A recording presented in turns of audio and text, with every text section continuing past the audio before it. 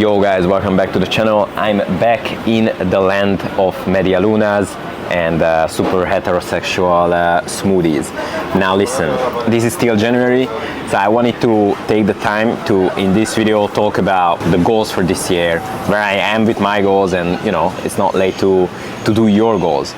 So for me, the main goal this year is to be super focused in everything I do. Last year, after selling my business and traveling a little bit in the world, arriving in Latin America, I felt like it was a year of adventures, like getting to know a lot of different things, meeting a lot of people, trying to do a bunch of different things, getting inspiration for what my next project should be. But this year I wanna boil it down and really focus on one project, focus on one singular friend group that will get me further, focus on being on a single place or maximum 2 places if we count the US as well for my new business.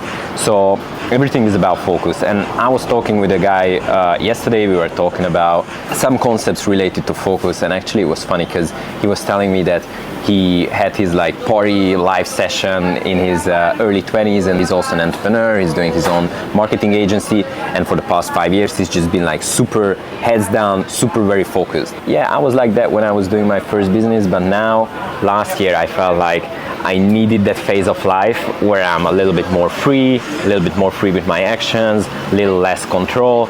And by the end of last year, I definitely felt like, yo, this is a little bit too much. I need more structure, I need more focus. So wherever you are at life, just recognize that life has its own phases, and sometimes you wanna push the button of go hard. Sometimes you wanna push the button of going home and working like a motherfucker. So for me, this year is definitely about that. Another thing that I promised myself this year is to be super strong about my boundaries. So if something doesn't align with my goals, whether you know that's coming from a person that is a friend, whether that's coming from a person that I don't know, or an invitation into something that I know wouldn't align with my values, then I'm saying no. I say no very respectfully, and I've been practicing this almost every single day this year. I feel like nothing liberates like the truth.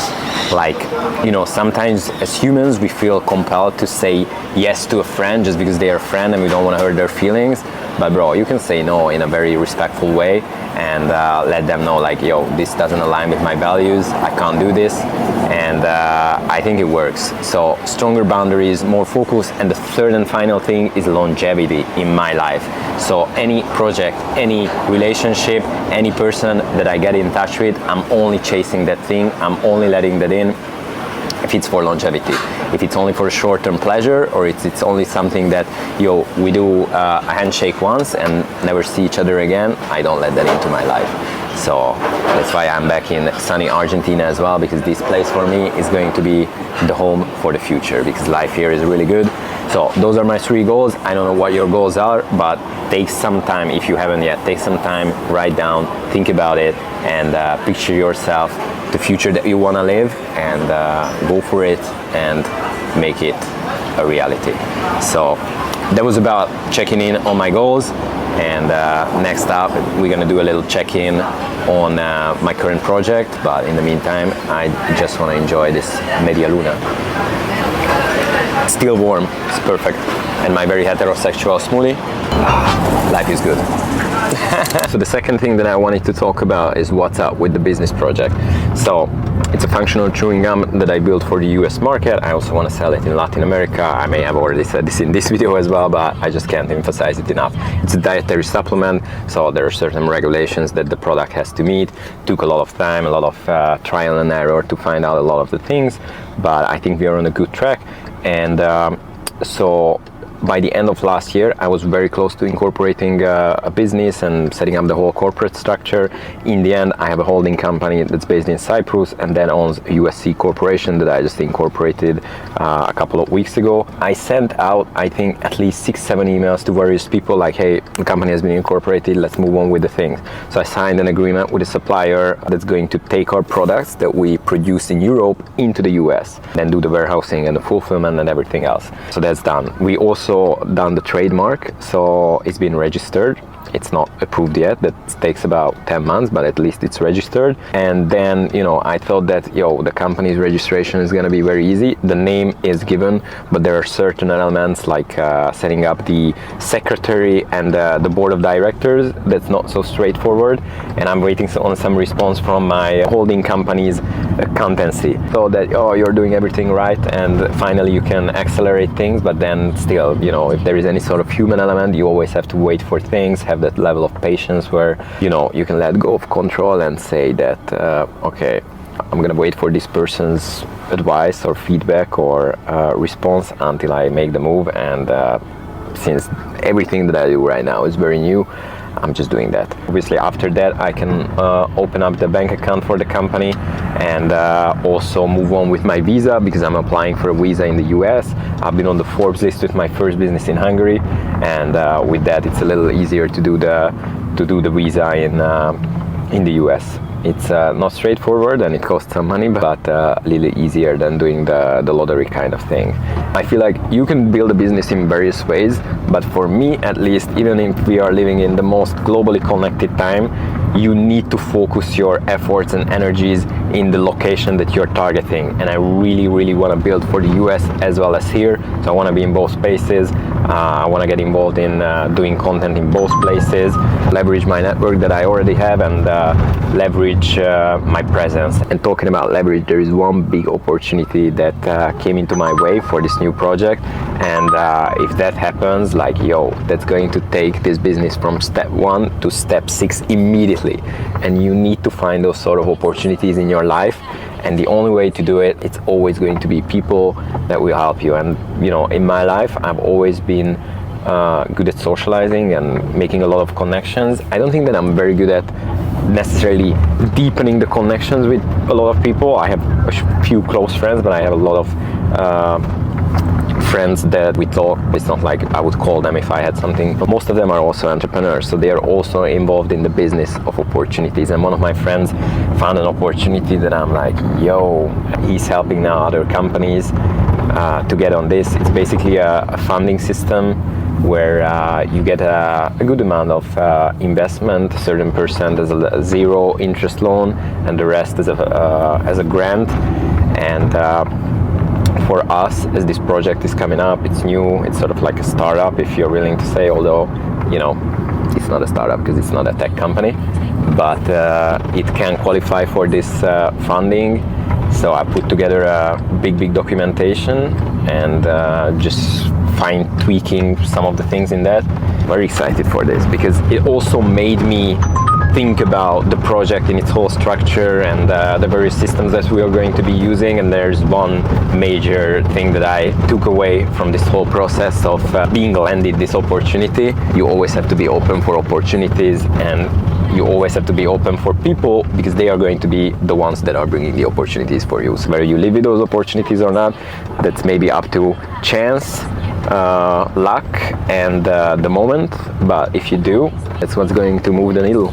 Yo guys, we are back to the crib.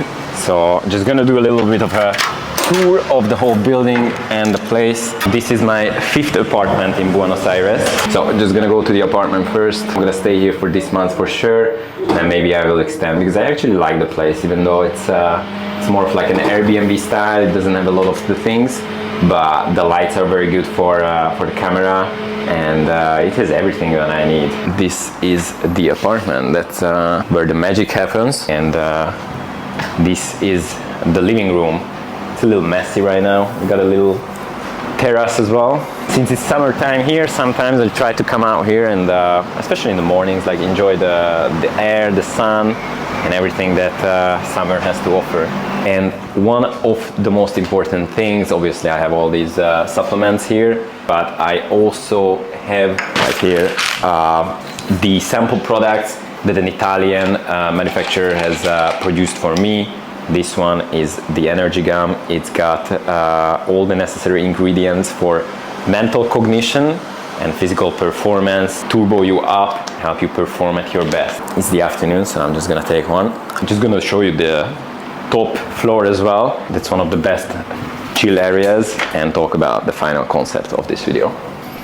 Buenos Aires, the best city in the world.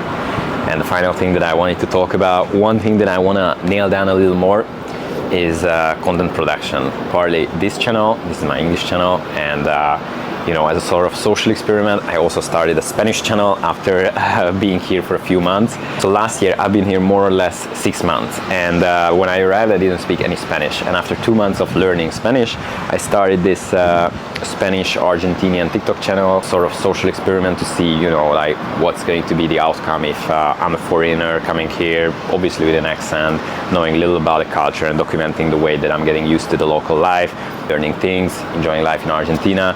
I would say that I got about 2.5-3 million views in the space of 4 months of doing that channel, and right now it's close to 20k of followers, and I also want to lean a little bit more into that because with the project I want to launch it here as well, so it's good to have some sort of following. And one thing that I realized, and I feel like that creates a lot of opportunities, is you can go to places where there's a lot of competition, but if you go to a place where there is no competition and you already stand out just for being there, like as a foreigner coming to Argentina, doing business here and doing media about doing business here, that's like stacking the deck in your favor at such a high degree. And I feel like this is a very unique opportunity, and I'll try to make the most of it.